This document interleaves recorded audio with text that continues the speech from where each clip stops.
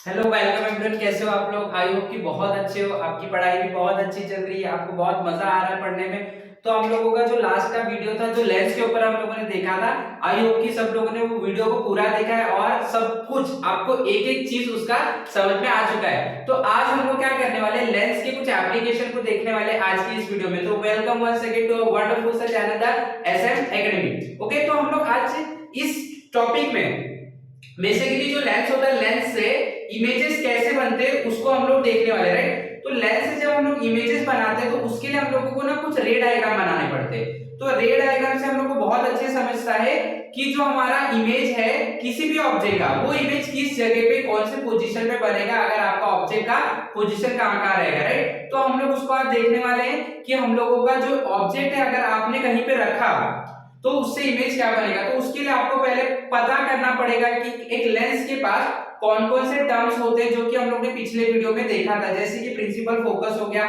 Focal length हो गया, centre of curvature हो गया, ऑप्टिकल सेंटर, ये सब क्या होता है। अगर ये सब आपको नहीं पता है तो थोड़ा सा समझना इसको मुश्किल हो सकता है। तो अगर आप लोगों ने पिछला वीडियो नहीं देखा तो वो वीडियो जरूर से देखें। आपको टाइप करना है class 10 SM academy lecture number 01 lens, तो आपको मिल जाएगा।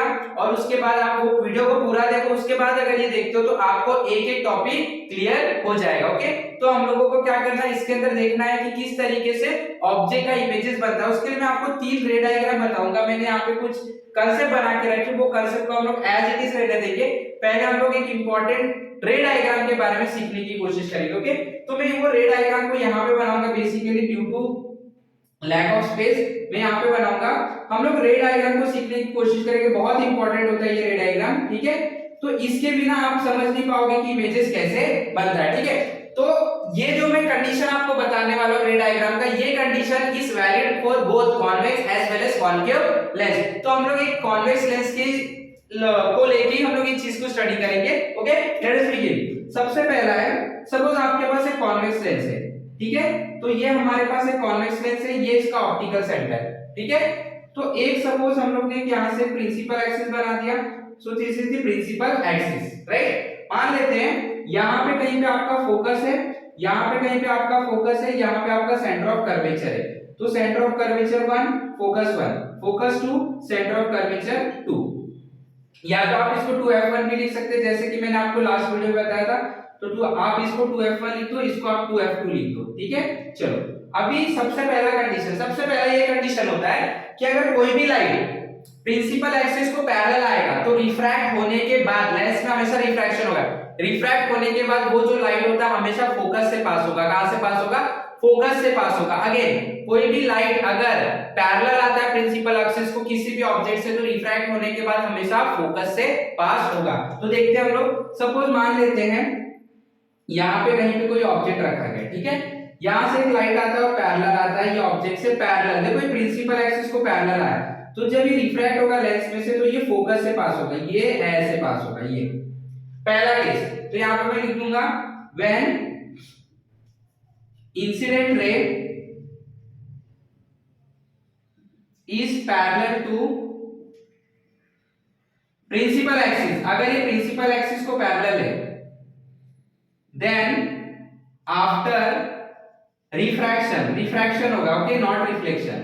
After refraction it passes through,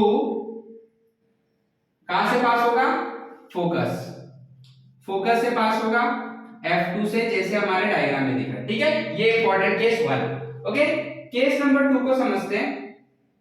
case number 2 क्या बोलता है, सपोज आपके पास एक कॉन्वेक्स लेंस है, ठीक है, कॉन्वेक्स लेंस है, ये आपका प्रिंसिपल एक्सिस, ओके, ये प्रिंसिपल एक्सिस, यहाँ पे आपका F1 है, यहाँ पे आपका 2F1 है, यहाँ पे आपका F2 है, यहाँ पे आपका 2F2 है।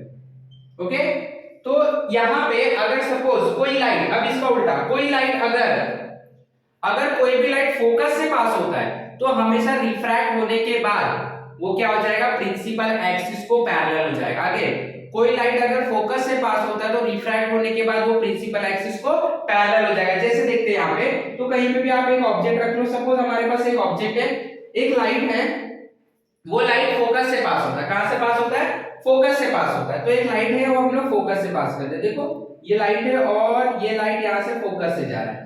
अब ये फोकस से जा रहा है तो ये इंसिडेंट रे तो रिफ्रैक्ट होने के बाद ये प्रिंसिपल एक्सिस को पैरेलल हो जाएगा। देखो ये प्रिंसिपल एक्सिस था, ये प्रिंसिपल एक्सिस है, इसको ये क्या हो गया, पैरेलल हो गया। जब पैरेलल आता है फोकस से पास होता है, जब फोकस से पास होगा तो प्रिंसिपल एक्सिस को पैरेलल हो जाएगा। तो यहाँ पे हम लिखेंगे when incident ray is passed through focus, तो after refraction it passes parallel to principal axis को पैरेलल होके क्या हो जाता है, पास हो जाता है। ये इक्वेशन या तो केस नंबर 2, ठीक है। केस नंबर 3 देखते हैं, very important one. Case number 3 ये बोलता है कि सपोज आपके पास एक कॉन्वेक्स लेंस है, अच्छे से बना लेता हूं मैं। एक ये आपके पास कॉन्वेक्स लेंस है, ऑप्टिकल सेंटर, ठीक है। मान लेते हैं यहाँ पे आपके पास f1 है, यहाँ पे आपके पास 2f1 है, यहाँ पे आपके पास f2 है, यहाँ पे 2f2 है, ऑप्टिकल सेंटर, ठीक है। अब देखो तीसरा केस क्या बोलता है, कहीं भी आप एक ऑब्जेक्ट को रख लो। तीसरा केस ये बोलता है अगर कोई भी इंसिडेंट रे किसी ऑब्जेक्ट से आ रहा है, अगर वो सेंटर ऑफ कर्वेचर से पास होता है तो वो बिना किसी डेविएशंस के, बिना किसी बेंडिंग के वो स्ट्रेट आगे निकल जाएगा। जैसे यहां से एक लाइन है, वो centre of curvature, sorry not centre, this one optical centre से पास होता है ये, तो ये बिना किसी डेविएशन के आगे निकल जाएगा, राइट। तो देखो तीन नियम क्या क्या है, वापस एक बार इसको क्विक रिवीजन करते हैं। अगर कोई रे ऑब्जेक्ट से आ रहा है और प्रिंसिपल एक्सिस को पैरेलल आ रहा है तो रिफ्रैक्ट होने का, लेंस से रिफ्रैक्ट होगा और उसके बाद वो फोकस से पास होगा। सेकंड साइड जो रहेगा फोकस, उस फोकस से पास होगा। सेकंड क्या बोलता है, अगर कोई लाइट फोकस से पास हो रहा है, ऑब्जेक्ट से कोई लाइट आ रहा है, रे आ रहा है, वो फोकस से पास हो रहा है, सिर्फ फोकस से, तो रिफ्रैक्ट होने के बाद वो प्रिंसिपल एक्सिस को हमेशा पैरेलल हो जाता है। तीसरा नियम ये बोलता है अगर कोई लाइट ऑप्टिकल सेंटर से पास होता है तो बिना किसी डेविएशन से वो आगे निकल जाता है। तो हम लोग इसके बारे में लिख देंगे, when incident ray passes through optical center,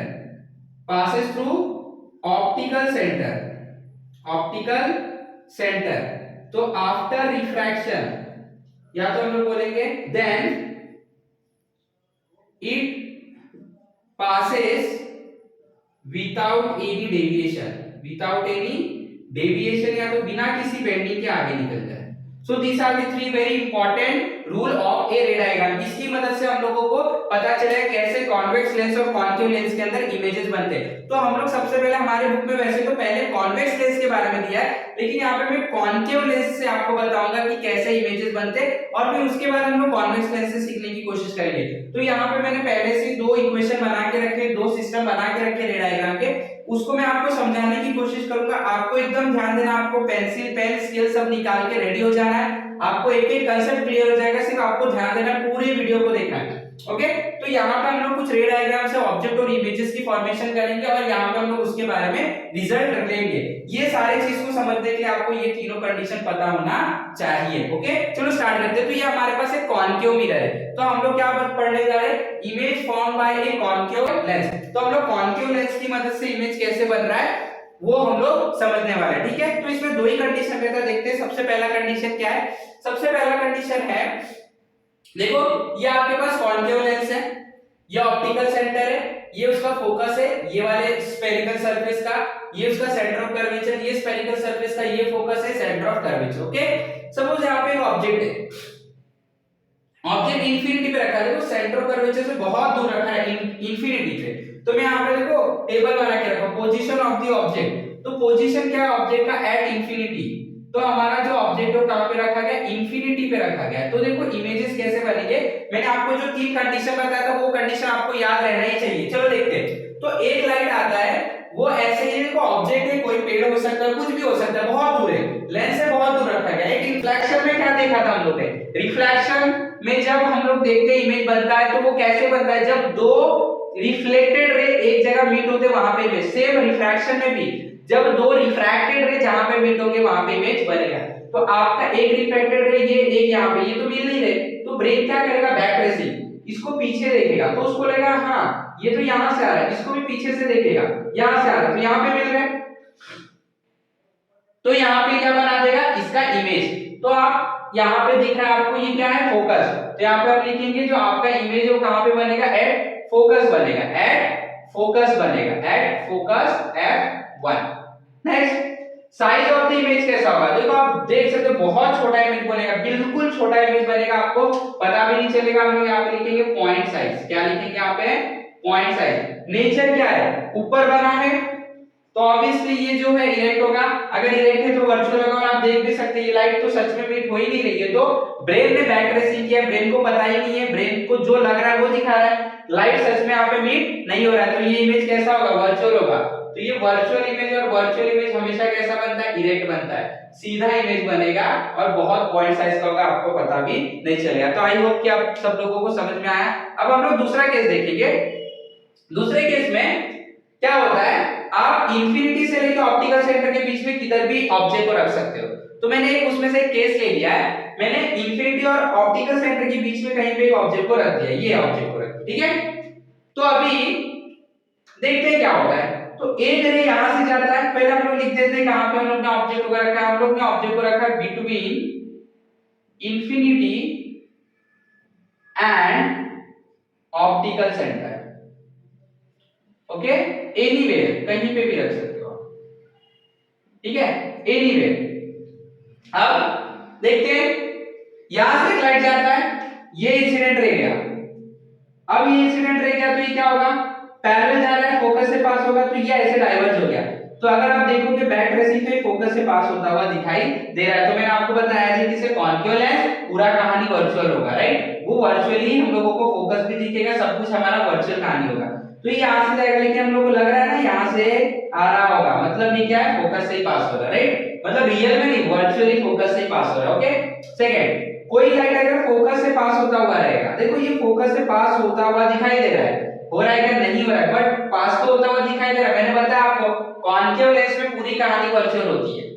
तो यहाँ पे एक लाइट आ रहा है जो कि हम लोग को लग रहा था फोकस से पास होगा, लेकिन बीच में लेंस आ गया तो लेंस ने उसको डाइवर्ट कर दिया, ऐसे मुड़ गया। अब जब आप यहां से देखोगे तो ये दोनों लाइट मिलेंगे क्या, बिल्कुल नहीं। तो ब्रेन क्या करेगा, दोनों लाइट को देखेगा कहां से आ रहा होगा, तो ब्रेन को लगा ये वाला जो लाइट है वो यहां से आ रहा है कहीं से, और ये वाला जो लाइट है यहां कहीं से आ रहा है, तो अब दोनों यहां पे मिल रहे, तो यहां पे एक इमेज बना के दिखा देगा। तो इस तरीके से यहाँ पे आपको इमेज मिलेगा, कहां पे मिला, देखो ऑप्टिकल सेंटर ऑफ फोकस के बीच में। तो यहाँ पे ऑब्जेक्ट का जो इमेज बनेगा वो मिलेगा आपको between optical centre and focus F1।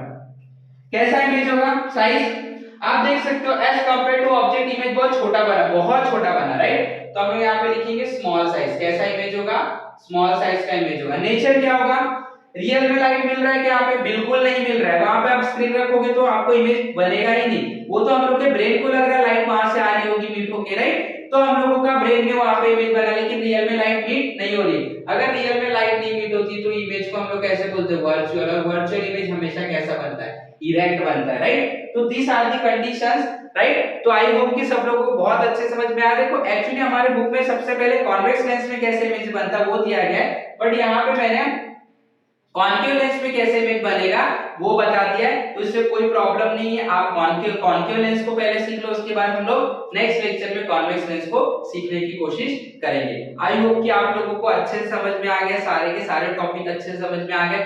अगर आपको कोई भी डाउट है तो आपको कमेंट के सेक्शन में लिखने का क्या डाउट है और उसका हम लोग रिस्पॉन्स देने की कोशिश करेंगे। डिस्क्रिप्शन में आपको बहुत सारे लिंक दिए गए हमारे फोरम के, व्हाट्सएप का फोरम है, टेलीग्राम का फोरम है, you have to go on that link, आपको ज्वाइन करना है। आपको कोई भी क्वेश्चन है वहां पे फोरम में यू कैन डिस्कस, अपने नॉलेज को एकदम स्मार्ट बनाने का है, अपने नॉलेज को अपग्रेड करते रहना है हमारे यूट्यूब चैनल के साथ द SM एकेडमी। अगर आप लोगों को ये वीडियो पसंद आया, पिछले भी वीडियो पसंद आया, आप लोगों को लाइक जरूर करना है, शेयर भी करना है फ्रेंड के साथ। अगर सब्सक्राइब नहीं किया चैनल को तो आपको भी करना है, आपके फ्रेंड से भी करवाना है। सो आई होप कि आपकी पढ़ाई बहुत अच्छी चल रही है। अगर कोई भी दिक्कत है तो मैंने आपको सॉल्यूशन दिया है, वो आपको करना है। तो have a wonderful day, thank you very much.